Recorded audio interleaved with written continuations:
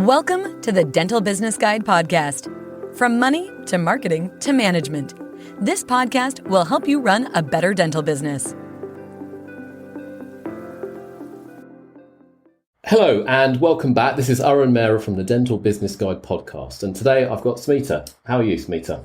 Yes, very well. Thank you, Arun. Very good. Just looking forward to talking a little bit more about emergencies today. Yeah, so today Smita is going to share her experience and knowledge and expertise on how to get emergency dental patients. Now, obviously, this has perhaps been an odd year to say the least, but maybe do you want to share a little bit of experience of what you did in your practices and then how this is translated into your business and then how you can suggest other people to do it for themselves as well?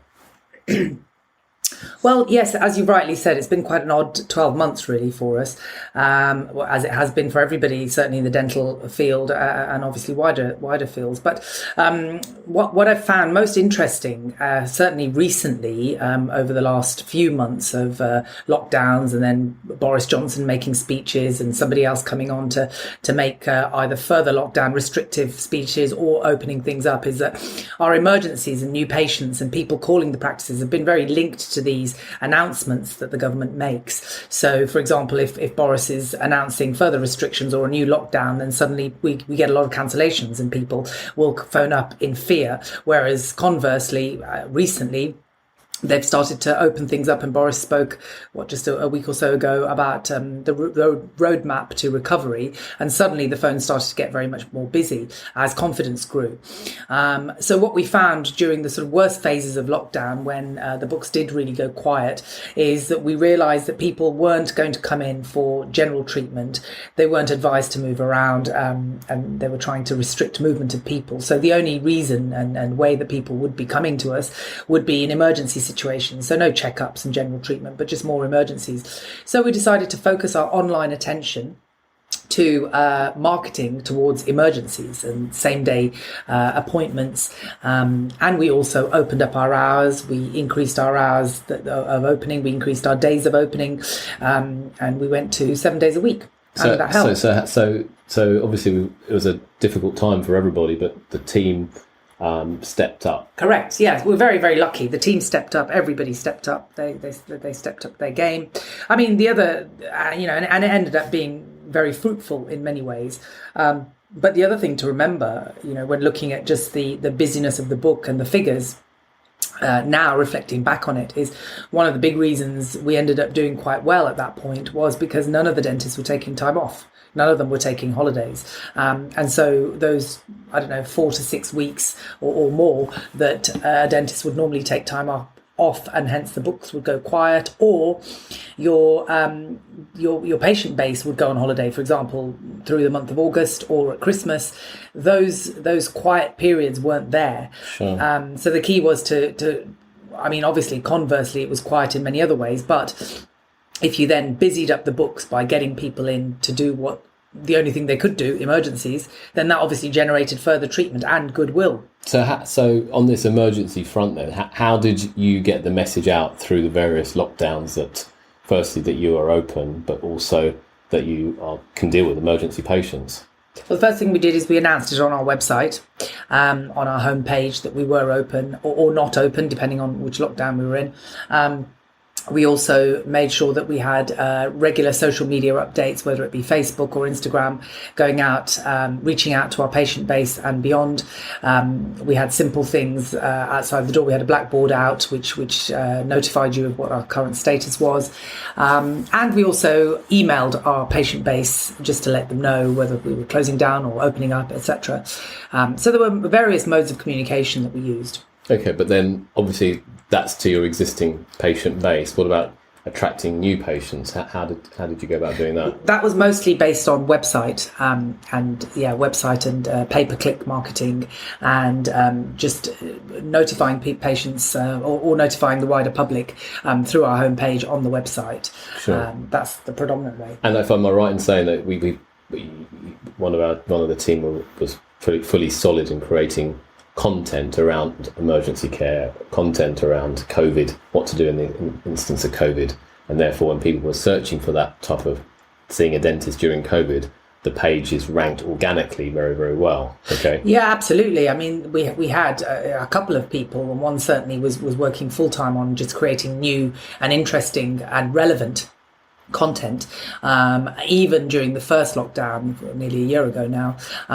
So that sort of two odd months that we were closed or quiet, a couple of people were in the background really working to build up content that then really helped us once we opened up, because we were at a certain level, because of the organic growth of the content that we had. Okay, all right. And so then, and that was at a period when most websites or most dentists were completely, locked down and the sort of locked the door and left the building, as it were, both physically and metaphorically. So because we didn't do that, because we didn't leave the building metaphorically, and we were really working sort of backstage on all of these things, we even built an online shop literally within a couple of days with the help of our online marketing team.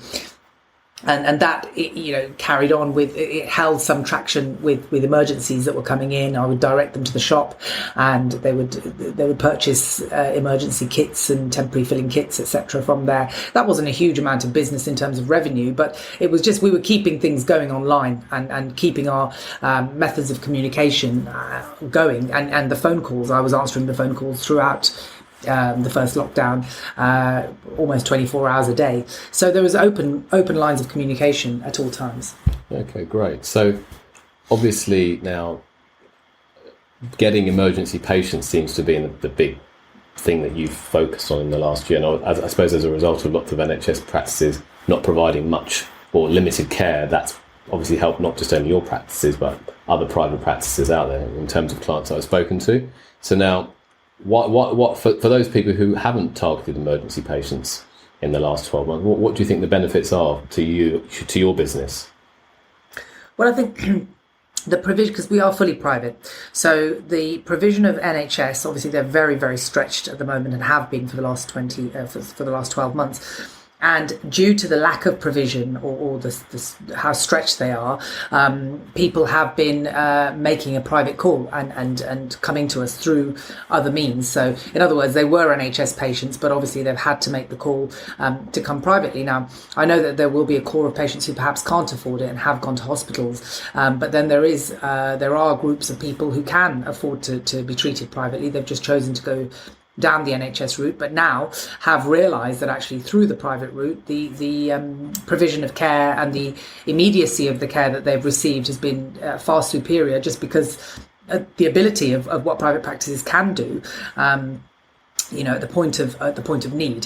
So it's really, really helped. The new patients that have come through over the last 12 months have been phenomenal, because not only have they turned into treatment and they've referred their friends and family to us, but the types of treatment that we've been doing have been much more complex, and even things like what leads from that are things like Invisalign, for example, which, okay, it's not emergency, but it's very lockdown friendly.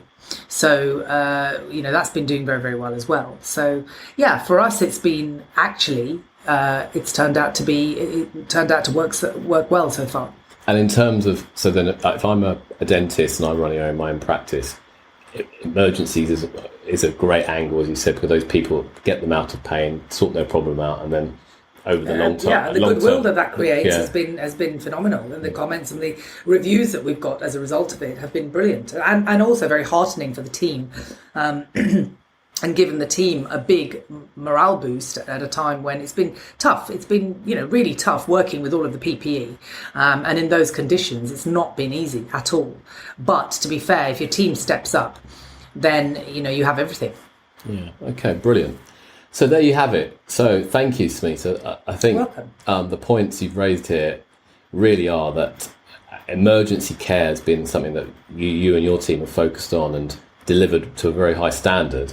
And your marketing team have also stepped up to help you there. So for anyone else thinking about going down that route, to build a solid business, to have a good foundation, and I think having emergency patients or sorting people out of their pain has to be the number one priority. And then everything else will be built upon that. Do you agree?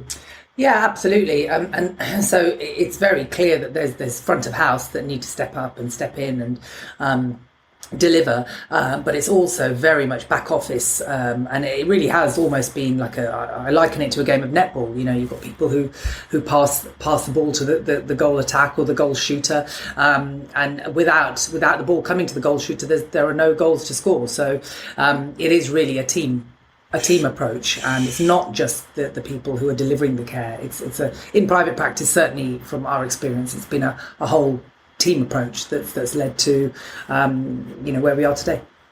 Thank you. There you have it. That's Smita telling you all about how to get emergency patients. That's been really, really helpful, really, really interesting. So watch out for our next podcast, and or listen out for our next podcast, and which will be very, very soon with you. Thank you. Thanks. Have a great day. Thanks for listening in to the Dental Business Guide podcast. We welcome your feedback, and if you're enjoying it, please let your friends know too. Until the next time on the Dental Business Guide podcast.